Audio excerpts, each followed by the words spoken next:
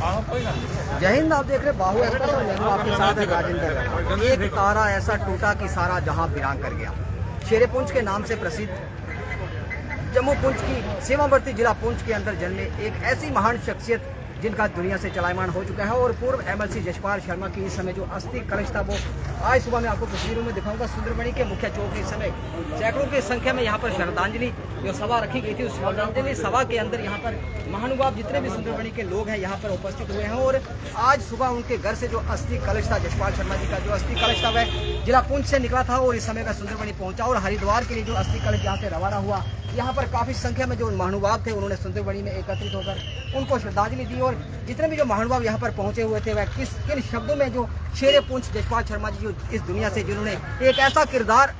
दुनिया के अंदर छोड़कर इस दुनिया से चले गए, रुखसत हो गए, जिनकी जो सराहना इस समय समाज का प्रत्येक वर्ग कर रहा है और जो कार्य उन्होंने किए जो सीमावर्ती जिला पुंछ के अंदर जो बॉर्डर की अंतिम जिला है, बॉर्डर की अंतिम जिला के अंदर जो उन्होंने सनातन की जो अलख वहाँ पर जला कर रखी हुई थी, उस अलख को बुझने ना दिया जाए, उसके लिए जो समाज के महानुभाव यहाँ पर उपस्थित हुए हम उनसे बात करना चाहेंगे। और आज आपने यहाँ पर शेरे पुंछ यशपाल शर्मा जी को श्रद्धांजलि दी, क्या कहेंगे कि जो उनका किरदार था, उनकी जो जीवनी थी, उनकी जीवनी जो उनका परिवार उसकी अलग को वहाँ पर जलाए रखे, उनके क्या कहेंगे उनके परिवार के बारे में? देखिए राजेंद्र जी, यशपाल शर्मा जी वाकई ये शेरे पुंछ थे। वो शेरे पुंछ के मैं तो कहूँगा शेरे जम्मू कश्मीर थे कि जिन्होंने अपना सारा जीवन सादगी में और समाज सेवा में दिया। इन्होंने कभी भी अपनी सोशल लाइफ में किसी एक धर्म के प्रति नहीं, जो भी इनके पास आया अपना दुख लेके उसका निवारण किया। कभी भी इन्होंने जात पात पे कभी विश्वास नहीं किया और हमेशा कोशिश रही इनकी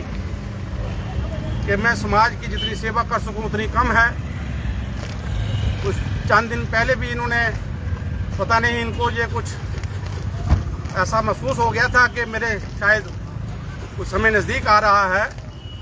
तो इन्होंने अपने संबोधन में भी ये कहा कि इंसान को इस संसार में आकर अपनी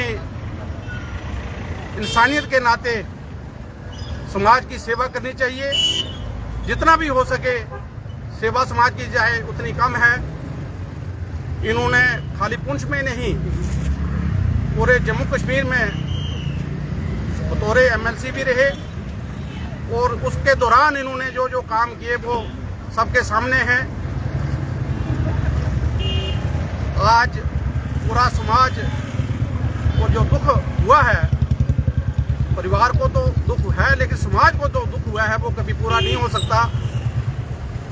हम आपके माध्यम से सरकार से ये निवेदन करेंगे कि ऐसे महान शक्ति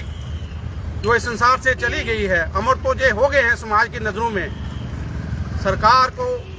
इनके नाम का एक स्टेडियम जो पुंछ में बन रहा है इसके इनके नाम पे रखना चाहिए ताकि आने वाली पीढ़ी को ये प्रेरणा मिले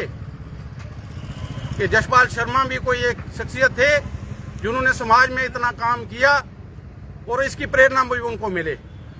आज सारा वर्ग पुंछ से लेकर जम्मू तक आज इनके अस्थि कलश जो है गंगा मैया के हरिद्वार जा रहे हैं। लोग सड़कों पे खड़े हैं इनके अंतिम दर्शन के लिए। आज हमारी सुंदरबनी राव बंगला में इनको भावभीनी श्रद्धांजलि दी गई, जहाँ हर मजहब के लोग रिस्पेक्टिव ऑफ पॉलिटिकल पार्टीज कोई ये नहीं कि ये खाली एक ही पार्टी के नेता थे, सचमुच एक समाज के नेता थे। तो लोगों ने आकर यहाँ पे इनके अंतिम दर्शन दिए। मैं समाज की तरफ से आपका भी धन्यवाद करता हूँ कि आपने अपना कीमती समय निकालकर आज इस घड़ी में दुख दर्द में शामिल हुए। आपका शुक्रिया। तो पुंछ से लेकर सुंदरबनी तक लगातार जो श्रद्धांजलि सभाएं थी वह आयोजित हो रही हैं, किन शब्दों में आप श्रद्धांजलि देंगे? देखिए, यशपाल शर्मा जी जो थे ये अपना इनका सामाजिक नेता का जो कैरियर था वो लगभग आज से 50 साल पहले शुरू हुआ। ये एज स्टूडेंट लीडर उभरे और 1970-78 की जो हमारी उम्र के लोग हैं उनको पता है, बहुत बड़ी एक एजिटेशन जम्मू कश्मीर में चली, जिससे उस एजिटेशन के बाद स्ट्रीमलाइनिंग हुई अपॉइंटमेंट्स की। तो उस एजिटेशन में यशपाल शर्मा जी जो थे उन्होंने और उनके साथी थे कुछ जो अभी भी हैं, पीछे हमारे एमएलए एक रहे हैं बाबू सिंह जी फ्राम कठुआ, तो ये लोग जो थे ये रिप्रेजेंटेशन करने के लिए शेख अब्दुल्ला के अगेंस्ट उस वक्त उस जम्मू कश्मीर की सरकार के अगेंस्ट चौधरी चरण सिंह जी के पास दिल्ली तक गए, और फिर यहाँ की सरकार का ये था कि इनको आते ही लखनपुर में अरेस्ट कर लिया जाए। तो उस मौका पर हम बच्चे थे, चलो हमें भी एक मौका मिला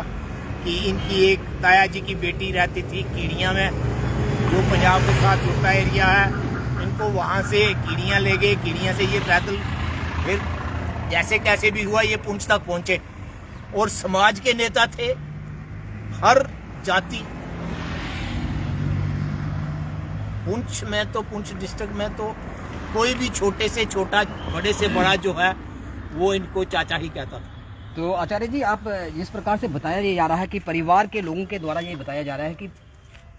जब उन्होंने शरीर छोड़ा उससे एक दिन पहले उन्होंने लगभग 65 लाख रुपए की सोने की जो जलहरी, जो अजोट मंदिर के अंदर भगवान भोलेनाथ का जो साक्षात प्रतीक है शिवलिंग के ऊपर 65 लाख रुपए की सोने की जो जलहरी बनाकर चढ़ाई, और उन्होंने बताया कि उनका समय अब नज़दीक है। आप इसे शास्त्रों के अनुसार किस तरह से जोड़कर देखते हैं इसे? देखिए, हमारे शास्त्रों में साफ लिखा हुआ है कि अंत मति सो गति, कि व्यक्ति की जो मति होती है अंत में उसके अनुसार उसकी गति होती है। तो जिस प्रकार का परिदृश्य हमें सुनने में मिला है उस परिदृश्य में मैं यही कह सकता हूं कि वह सही मायनों में पूरे जीवन में एक शिव योगी रहे हैं। तो उन्होंने एक शिव की साधना करी है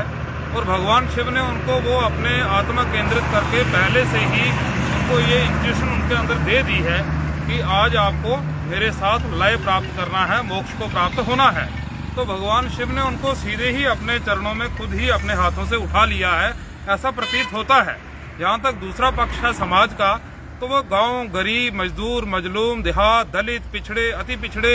इन सब वर्गों के एकमात्र ऐसे नेता अपनी एरा में रहे हैं।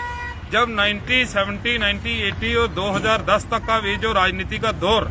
जम्मू कश्मीर में रहा है, इसमें वह एक स्तंभ बनकर इन सब लोगों के, गांव, गरीब, देहात, मजदूर, पिछड़े, अति पिछड़े, इन सब लोगों के साथ वह अटूट तरीके से खड़े रहे हैं। जिससे क्या है कि सारे समाज के हर एक जाति पाति से ऊपर उठकर, हर एक मजहब से ऊपर उठकर उन्होंने काम किया है। और आज हर एक मजहब का, हर एक रियासत जम्मू कश्मीर का बाशिंदा उनको, जो इसके पास शब्द हैं या जिनके पास शब्द नहीं भी हैं, अपनी भावनाओं से उनको भावभीनी श्रद्धांजलि दे रहा है। और हम भी ऐसे महान शिव योगी को अपनी श्रद्धांजलि अर्पित करते हैं और हम सरकार से ये मांग करते हैं कि उनके चरित्र, उनके आदर्श की प्रेरणा हमारे जैसी युवा पीढ़ी को, आने वाली पीढ़ी को मिले। इसलिए पुंछ के मैन चौक में उनकी एक स्टैचू बननी चाहिए, उनकी एक बड़ी मूर्ति बननी चाहिए, ताकि आता जाता हर एक भावी पीढ़ी का शख्स उस प्रतिमा को देखकर वहां से एक नए आदर्श को प्राप्त करे कि एक मर्यादा पूर्वक, आदर्श पूर्वक और सेवा भाव से परिपूर्ण जीवन कैसे जिया जाता है और संसार को छोड़ने की विधि क्या है।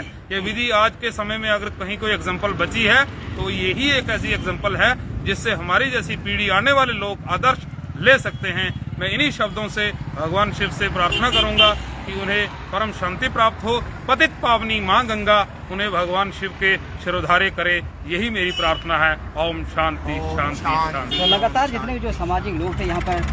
राजनीतिक नेता थे, उनके द्वारा लगातार जो मांग थी कि शेर पुंछ यशपाल शर्मा जी को एक ऐसा मान सम्मान दिया जाए कि उनके नाम की कोई नजर प्रतिमा, एक ऐसा स्टैचू वहाँ पर बनाया जाए, कोई ना कोई सरकारी इदारे का नाम उनके नाम से नामकरण किया जाए ताकि वह अजर अमर रहे। तो आप क्या मांग करेंगे यहाँ के एलजी प्रशासन जम्मू कश्मीर से? देखिए,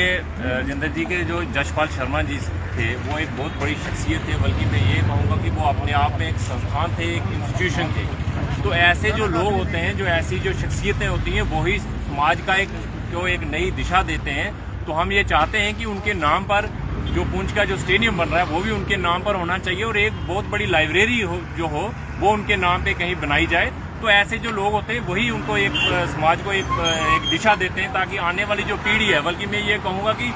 वो एक सर्व समाज के नेता थे, और जो आने वाली हमारी नस्लें वो इस बात पर यकीन ही नहीं कर पाएंगी कि एक शख्स ऐसा था जिसको सभी धर्म के लोग अपना नेता मानते थे। और जो मौजूदा हालात हमारे देश में चल रहे हैं, तो आने वाले समय में ये बहुत बड़ी एक एग्जाम्पल होगी कि कोई ऐसा एक शख्सियत थी जो पूरे मुल्क की एक बिल्कुल सरहद में एक छोटे से कस्बे में उन्होंने अपना पूरा जीवन एक साधु की तरह बिताया। और उनको सिर्फ आप हिंदू का ही नेता नहीं कह सकते, हम उनको सभी धर्मों के जो लोग थे वो अपना नेता मानते थे। तो ये बिल्कुल जैसे हमारे सभी साथियों ने, हमारे सारे समाज ने एक डिमांड की है कि पुंछ का जो स्टेडियम है वो उनके नाम पे होना चाहिए। तो मैं ये चाहता हूँ कि हम भी इस मांग का समर्थन करते हैं कि बिल्कुल कोई ऐसा सरकार को भी इसका नोटिस लेना चाहिए, तो जो पुंछ का जो स्टेडियम है वो उनके नाम पे उसका नाम होना चाहिए। तो लगातार सुंदरबनी के अंदर जितने भी जो सामाजिक लोग थे, यहाँ पर जितने भी जो सियासी दलों के जो नेता थे, उनकी ये मांग थी कि शेर पुंछ यशपाल शर्मा जी को अगर सच्ची श्रद्धांजलि देनी है तो जम्मू कश्मीर का जो एलजी प्रशासन है उनके नाम से किसी न किसी सरकारी इदारे का नामकरण उनके नाम से करे, ताकि यशपाल शर्मा जी सदैव के लिए अमर हो जाए, सदा के लिए वह इस समाज का एक हिस्सा बनकर रहे। जितेंद्र जी, आपका बहुत बहुत धन्यवाद। आज जैसे कि पुंछ से लेकर के लखनपुर तक अश्रु श्रद्धांजलि जो है वो यशपाल शर्मा जी को सारे समाजिक के लोग जो हैं उनको श्रद्धांजलि दे करके उनको गंगा मैया के लिए प्रस्थान करने का जो है वो उनके साथ खड़े हैं। तो मैं यही कहूँगा कि यशपाल शर्मा जी का जो मॉरल लेसन जो है, चाहे वो धार्मिक हो, चाहे वो सियासी हो, चाहे वो मतलब पारिवारिक का हो, तो उन्होंने जो एक ये मॉरल लेसन दिया है, मैं ये कहूँगा कि सच्ची श्रद्धांजलि हमारी यही होगी कि युवा पीढ़ी और जो लोग उनके आदर्श को देख रहे हैं, सुन रहे हैं, हम उनके नक्शे कदमों पर चलें, यही हमारी सच्ची श्रद्धांजलि होगी।